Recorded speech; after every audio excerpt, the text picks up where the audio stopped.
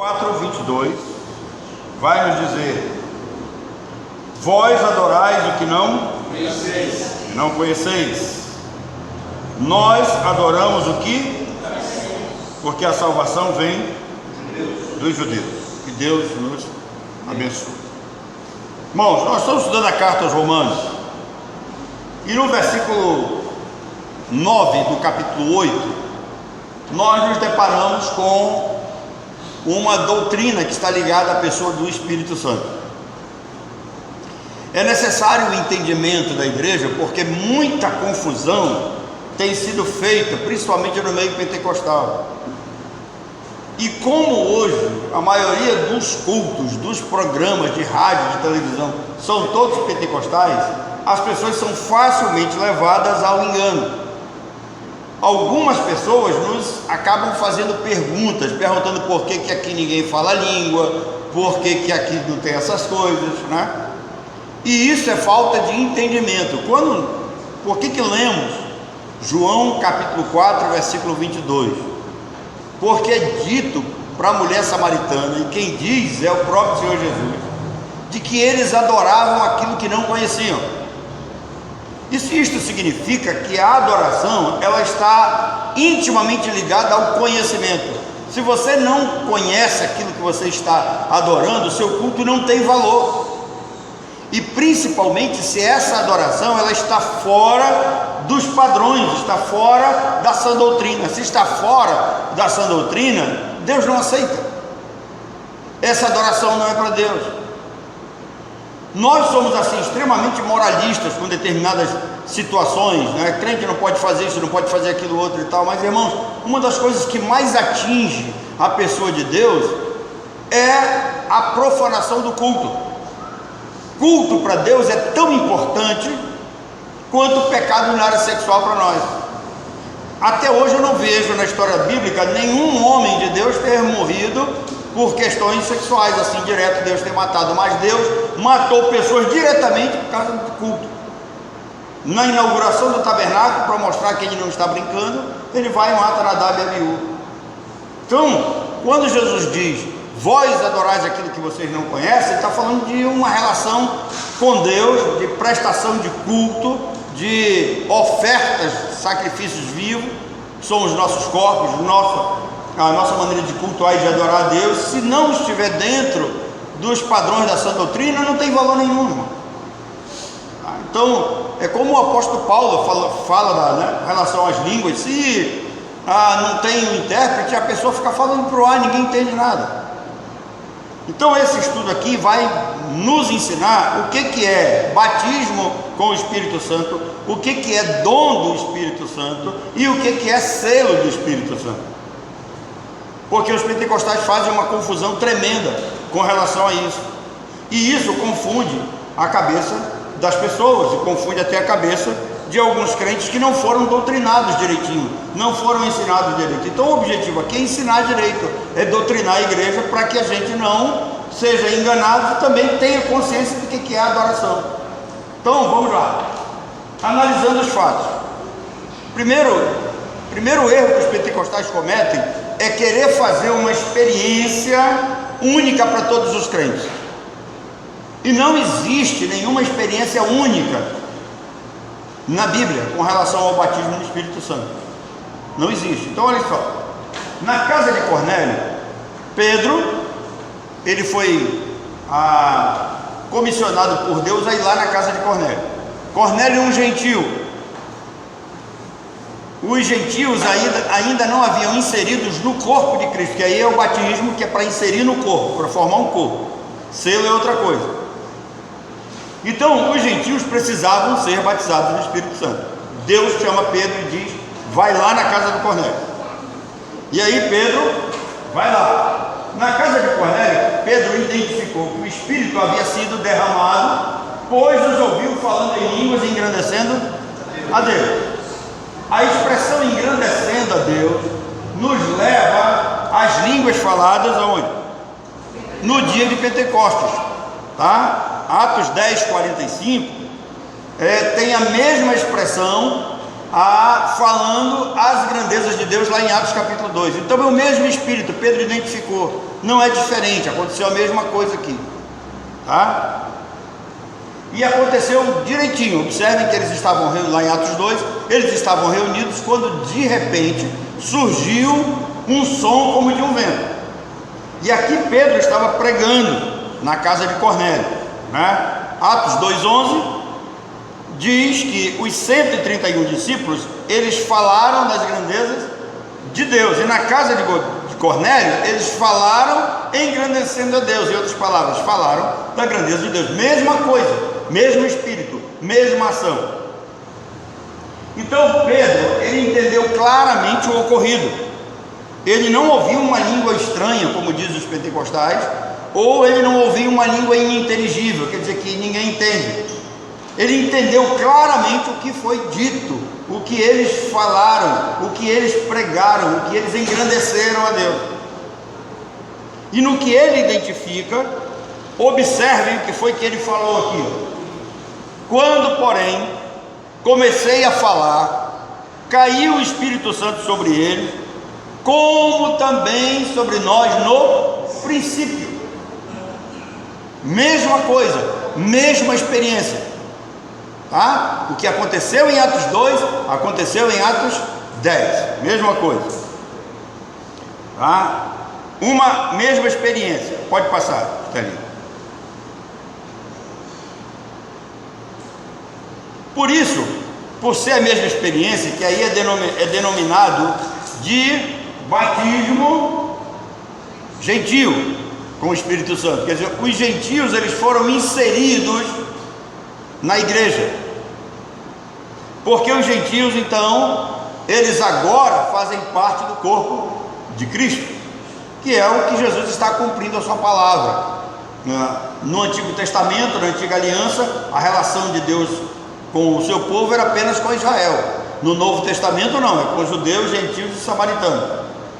E essas experiências que aconteceram, essas 4 experiências, né? Atos 2, Atos 8, Atos 10 e Atos 19, onde aparece as pessoas falando em línguas, era justamente para mostrar que Deus estava agora fazendo a sua igreja, tirando discípulos de todas as nações, de judeus, de gentios e de samaritanos.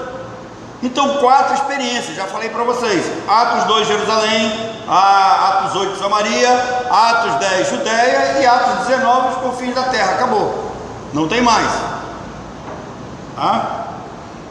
Então, na casa de Cornélio, os gentios passaram a fazer parte do corpo, assim como os samaritanos e os discípulos de João. Atos 8 e Atos 19. Os samaritanos, a experiência deles foi diferente de Atos 2 e de Atos 10. Por que foi diferente?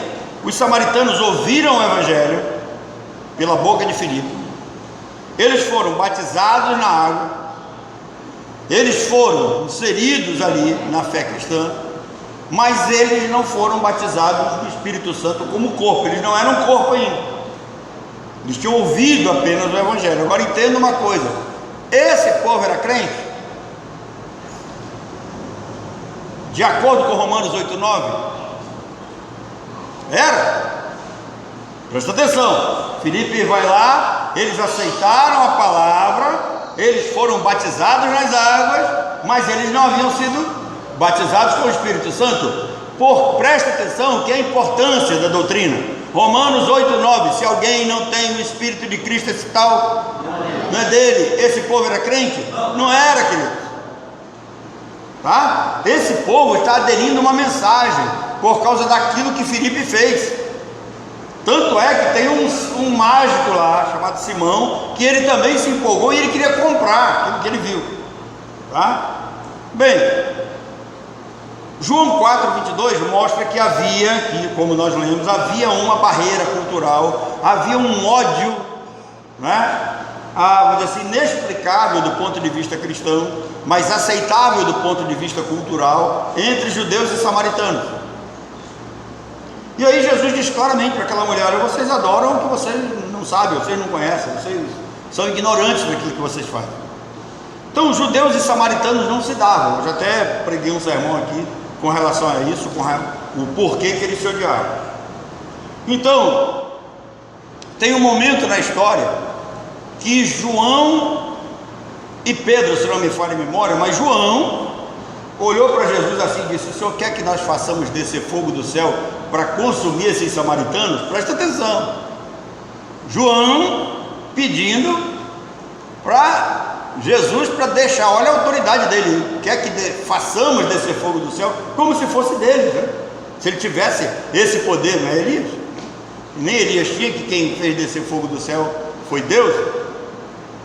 Então havia um ódio tremendo. Para quebrar esse ódio, então Filipe vai em Samaria, prega o evangelho, as pessoas lá começam a aderir à mensagem, acham interessante, mas eles não haviam sido ainda formados num corpo, batizados no Espírito Santo como um corpo, como já havia acontecido em Jerusalém e como também aconteceu na casa de Cornélio. Então foram enviados para lá Pedro e João. Por que Pedro e João? Observa o que Pedro disse aqui com relação à casa de Cornélio. Ele disse: olha, nós vimos o Espírito Santo igual lá no início. Então, para quebrar essa barreira, para acabar com essa briga entre judeus e samaritanos, Deus determinou que Pedro e João fossem até Samaria, impusessem as mãos sobre aqueles irmãos lá, e a partir daí aqueles irmãos fossem batizados como corpo. Então é diferente a experiência, tá? Não é a mesma de Atos 2. Os pentecostais aqui, eles se agarram a essas experiências para afirmar que as línguas são um sinal do batismo com o Espírito Santo, e o fazem sem perceber as diferenças entre as experiências. Na casa de Cornélio, primeiro veio o Espírito Santo, depois eles foram batizados na água. Em Samaria, primeiro eles foram batizados na água, depois no Espírito. E em Samaria não há menção de línguas. Você pode ler o texto de Atos capítulo 8, alguma coisa aconteceu ali, mas não tem língua, tá? Você pode perguntar por que não tem língua, porque os samaritanos, a língua originária deles também era igual a dos judeus, tá bom? Atos 19, aconteceu as duas coisas juntas. Pentecostes, primeiro são batizados no Espírito, depois batizados em água. Cornélio, mesma coisa. Samaria, primeiro água, depois Espírito. E aqui aconteceu as duas coisas juntas. Olha só, na mesma experiência. Então, como é que eu vou exigir que isso aconteça na vida de todo crente, mas se eu não prestar atenção nisso, o que vai ter que acontecer? Igual Samaria? Igual Cornélio? Igual Atos 2? Igual Atos 19? Você está entendendo? É uma ignorância teológica, doutrinária, querer formar um padrão quando a própria Bíblia não tem um padrão. Por quê? Porque essa questão do batismo é só para formar um corpo. Depois de formar um corpo, não tem mais batismo. Depois as pessoas são seladas, elas são inseridas automaticamente. Depois que ouvistes a palavra da verdade, o evangelho da vossa salvação, tendo nele crido, foste o quê? Selados e inseridos no corpo. Acabou, já tem um corpo. Você, no momento que ouve e crê, você é selado e é inserido no corpo. Então, os pentecostais precisam entender qual a diferença entre o relato histórico e doutrina. Então, olha só, existe uma coisa chamada relato histórico e existe uma coisa chamada doutrina. Eles não conseguem fazer isso, porque isso é falta de conhecimento teológico. Então, o livro de Atos já está dizendo, é um livro histórico, é o livro de Atos dos Apóstolos, o livro da formação da igreja. Nós temos um relato histórico. E nesse relato histórico acontecem experiências distintas, que não dá para a gente formular isso na vida da igreja como regra. Por isso que aquilo que vai formular a vida da igreja como regra estão nas cartas que são destinadas às igrejas, para doutrinar as igrejas. Quando nós pegamos a divisão do Novo Testamento, isso qualquer principiante de curso teológico sabe. Quando nós dividimos a Bíblia no Novo Testamento, nós vamos ter 4 evangelhos, Nós vamos ter um livro histórico, que é o livro de Atos, e nós vamos ter as epístolas, as cartas que são para a igreja, e o livro de Apocalipse, que é um livro de revelação. Qualquer principiante do curso teológico básico vai entender isso. Então no livro de Atos não dá para você formular uma regra geral, é assim, não dá, porque num canto acontece de uma forma, outro canto não acontece de outra. Aí nós vamos encontrar uma igreja que tem problema com línguas, tá? Corinto, e essa é legal, essa você pega qualquer pentecostal, se você perguntar dele qual foi o livro escrito primeiro, foi Atos ou foi a carta aos Coríntios? Livro de Atos ou a carta aos Coríntios? Quem foi escrito primeiro? O que vocês acham?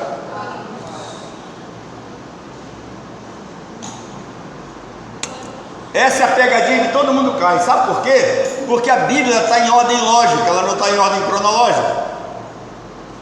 Então, aquilo que aconteceu entre os coríntios, tá? Não é a mesma coisa que aconteceu no livro de Atos, porque eles não sabiam.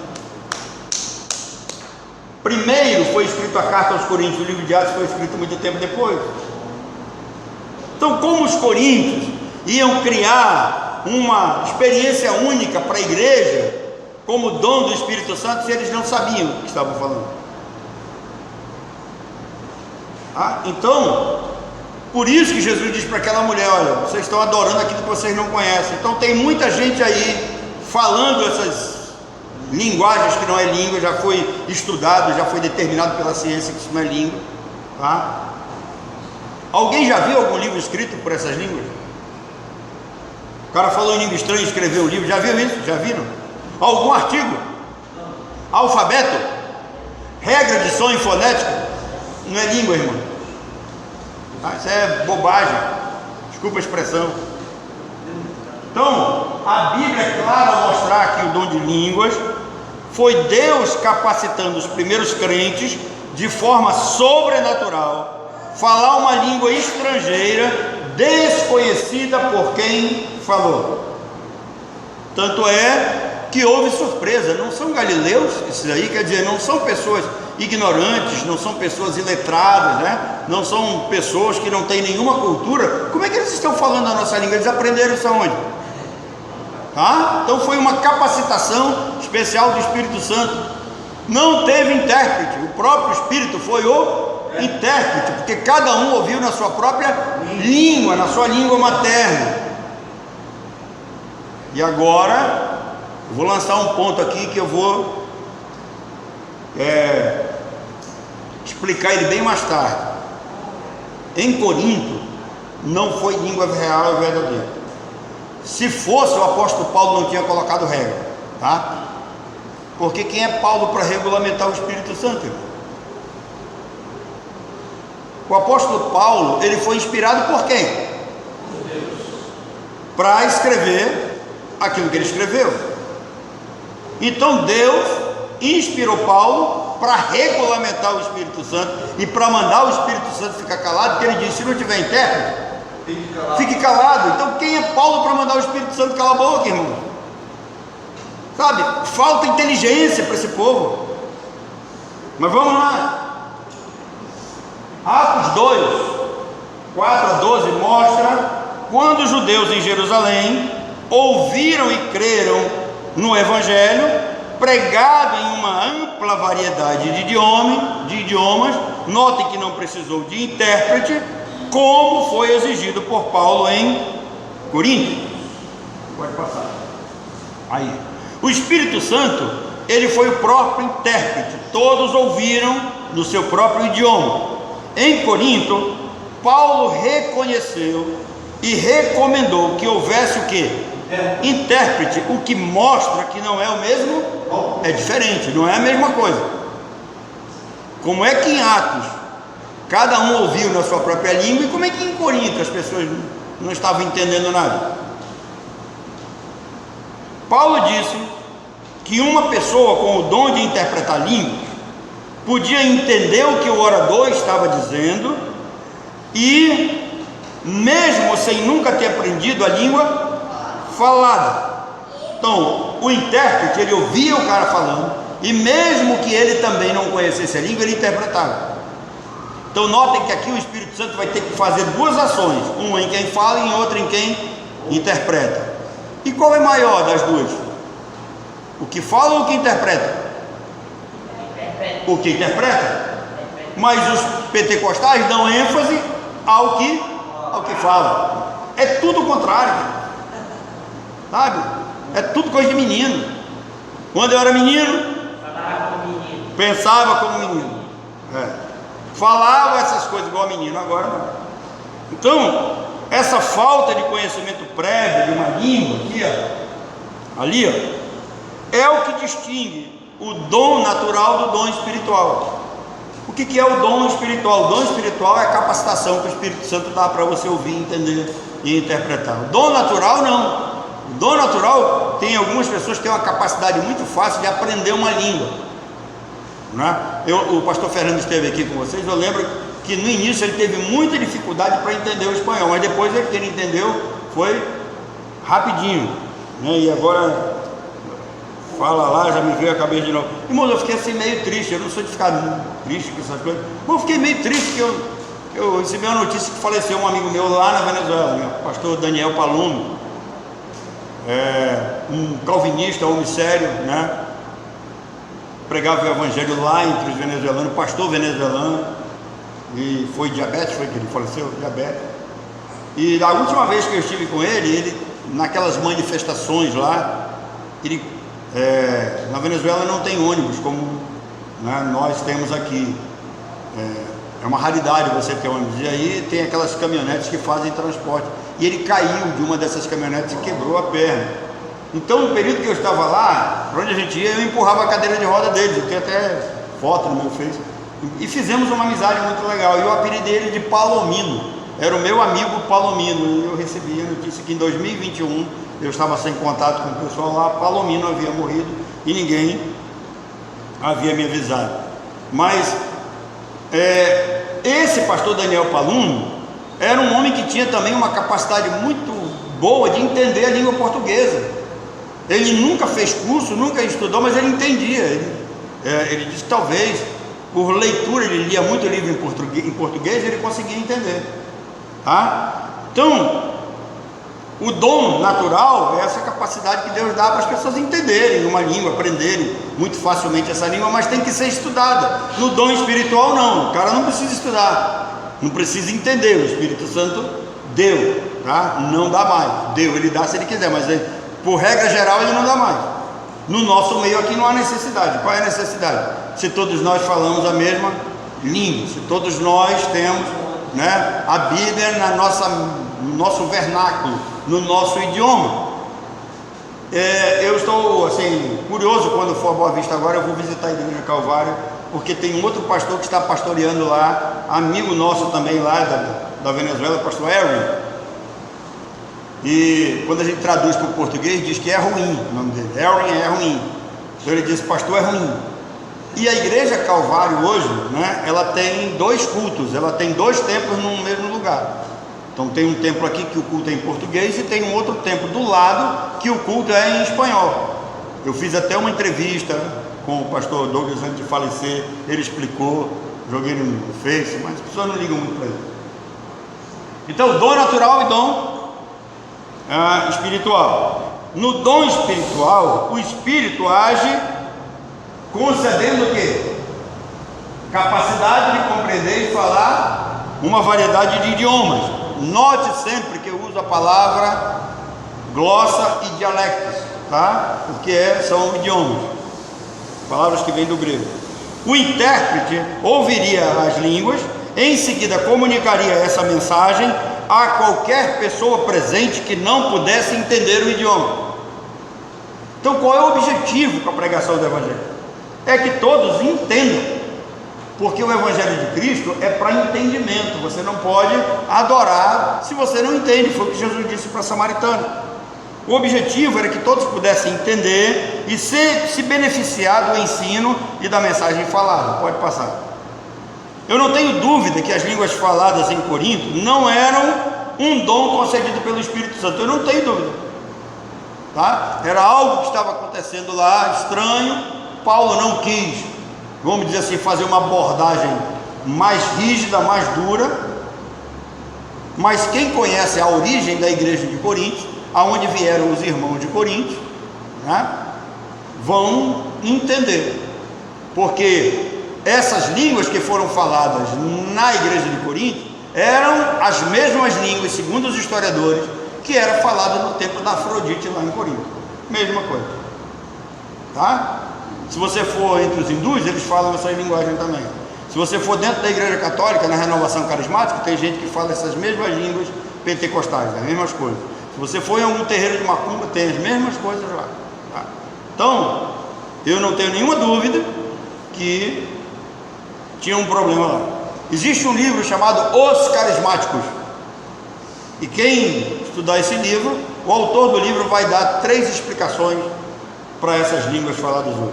Primeiro, ele diz que isso podem ser frases aprendidas que as pessoas repetem para aparecer. Segundo, isso pode ser um alto grau de emoção muito grande, onde a pessoa se emociona e a mente dele começa a proferir palavras sem sentido, ou algumas junções de consoantes que não faz sentido nenhum, tá? Ou pode ser por influência demoníaca. Só existem essas 3 explicações, tá? Então, se isso fosse do Espírito Santo, se fosse, Paulo não teria exigido que o que falasse também interpretasse. Paulo exigiu: se você fala, ore para que também interprete. Os ouvintes deveriam compreender a mensagem, caso contrário, as línguas seriam inúteis, e é o que nós estamos vendo hoje, um monte de coisa sem utilidade nenhuma. O objetivo do dom de línguas é a edificação da igreja, uma vez que o cano, o que é o cano? Os livros ainda não haviam sido escritos e nem completos, e nem juntados todos, tá? Se o dom de língua estivesse em vigor na igreja hoje, deveria acontecer como em Pentecostes, tá? Eu estaria aqui pregando, e se eu estivesse fazendo de forma errada, o Espírito Santo viria sobre uma pessoa que traria a mensagem correta para todos nós ouvir. Seria assim, tá? Caso acontecesse igual a experiência dos crentes carnais de Corinto, deveria ser executado de acordo com as regras estabelecidas por Paulo. É bom pensar uma coisa: qual a utilidade dessas línguas hoje? Se as línguas tinham o propósito de comunicar a palavra de Deus a uma pessoa de outra nação, qual a necessidade, uma vez que hoje nós temos a Bíblia em quase todos os idiomas e dialetos? Qual a necessidade? Não temos necessidade hoje. Observem as regras impostas por Paulo. E se alguém falar em língua desconhecida, faça-se isso por 2 ou, quando muito, 3, tá? 1 de cada vez, e haja o quê? Intérprete.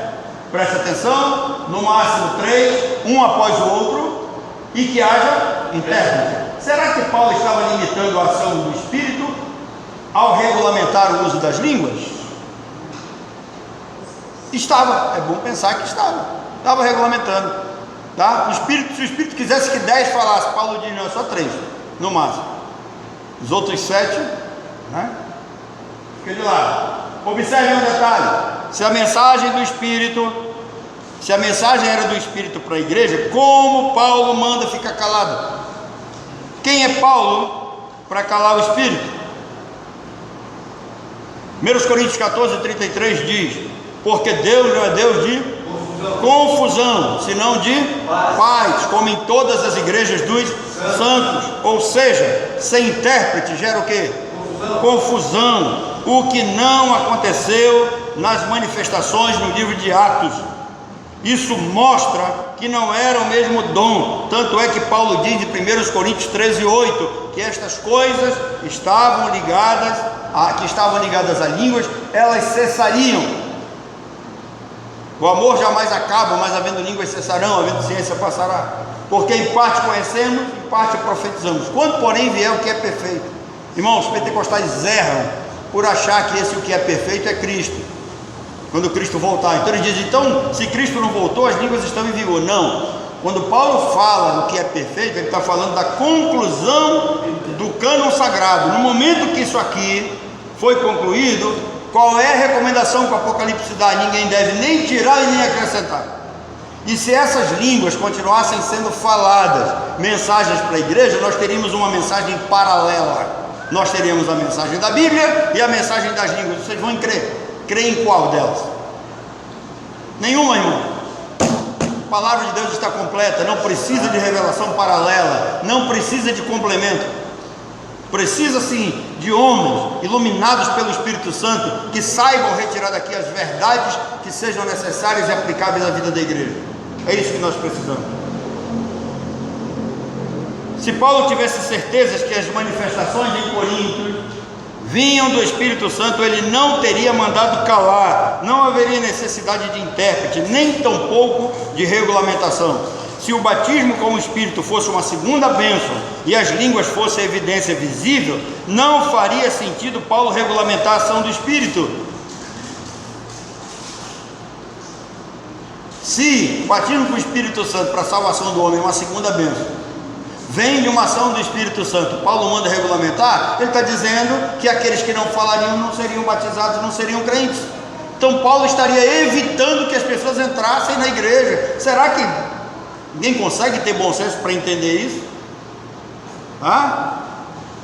Vou colocar aqui algumas provas que esse dom cessou. Primeira coisa que precisamos entender é a questão do nosso tempo já está indo. Eu vou introduzir e vou deixar para o próximo domingo. Mas olha só, a Bíblia fala do dom de operar milagres, lá em Corinto. Essa operação de milagres, ela estava ligada basicamente a 3 dons: ressurreição de mortos, expulsão de demônios e cura. Irmãos, só 2 homens manifestaram esse dom: Paulo e Pedro, por causa da liderança que exerciam sobre judeus e sobre gentios. Mas vamos lá. Quando os pentecostais trabalham essa questão das línguas, eles também trabalham a questão dos demais dons, que dizem que estão todos em vigor. Aí são os continuistas e os cessacionistas. Quem são os continuistas? Os pentecostais dizem, como continuistas, que os dons estão em vigor. Eu, como cessacionista, digo que não está em vigor. Presta atenção, não significa que Deus não possa fazer. Se Deus quiser curar qualquer pessoa, em qualquer lugar, qualquer hora, por meio de qualquer pessoa, Ele faz. Mas não existe mais um dom, a pessoa diz, eu tenho o dom de cura. Se ele tem o dom de cura, todas as vezes que ele vai orar uma pessoa, essa pessoa vai ficar curada e acabou. Não tem história de dizer que o cara não teve fé ou que o negócio falhou. A prova disso é Atos capítulo 19, a partir do verso 11. Se você abrir lá, Atos 19, a partir do verso 11, vai dizer assim: e Deus pelas mãos de Paulo fazia milagres extraordinários, a ponto de os enfermos trazerem lenços e aventais do seu uso pessoal, que as pessoas eram curadas e os demônios fugiam. Quem fazia? Deus. Pelas mãos de quem? Paulo. Quem é a figura humana que está fazendo esses milagres? Paulo. Certo? Atos 19.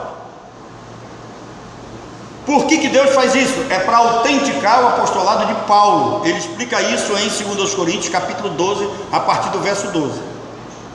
As credenciais do apostolado foram vistas em mim, com sinais e prodígios vindo da parte de Deus, Paulo diz. Então, Paulo fez isso para provar para aquela população que ele era apóstolo, que ele foi chamado por Deus e capacitado por Deus. No momento que foi provado isso, acabou. A conclusão do cânon bíblico está terminando. E aí, o primeiro caso que você vai ter é lá em Filipenses, no capítulo 2, e dos versos 22 a 27, tem uma situação interessante lá. Um amigo de Paulo, chamado Epafrodito, ele adoece, pega uma doença meio mortal lá. Paulo diz que é uma doença mortal. E aí Paulo orou a Deus para que Deus tivesse misericórdia do cara lá, para o cara não morrer, o Epafrodito. Eu faço uma pergunta: por que Paulo não curou ele? O que foi que aconteceu? Não é o mesmo Paulo? Paulo de Atos 19:1, que não precisa nem ir lá, o pessoal levava só lenço e avental, levava para casa, o demônio era curado. Por que agora Paulo está lá com Epafrodito e não consegue curar o Epafrodito? 2 Timóteo 4:20, por favor. 2 Timóteo 4:20. Erasto ficou em Corinto, quanto a Trófimo deixei doente em Mileto. Como é que Paulo vai embora e deixa o cara doente se ele tem condições de curar, se ele tinha o dom de operar milagres? Então, irmãos, a única explicação é: o dom cessou. Com a conclusão do cano, esses milagres extraordinários cessaram. É bom deixar claro, se Deus quiser usar o pastor Adnei para curar qualquer pessoa, ele vai usar. Se Deus quiser usar o Jaime, pode usar. Se quiser usar a mim, se quiser usar, né?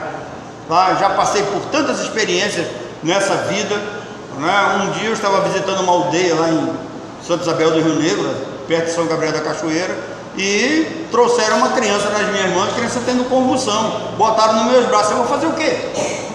Lá numa tribo indígena que não tem médico, não tem nada, a única coisa que a gente faz é orar pedindo que Deus tenha misericórdia, e Deus teve misericórdia, a criança voltou ao normal. Um dia nós estávamos voltando de uma visita à noite, sem energia no município de Codajás, uma criança passando mal numa casa, e eu não sei como foi que as pessoas me reconheceram, porque eu estava escuro, né? Ainda bem que era eu, se fosse o pastor Itamar, mas não tinham visto, né? E aí, você olha o pastor da igreja de Codajás que vai passando, e trouxeram uma menina também, me entregaram a menina e ora pela menina, e Deus, né? Livrou a menina.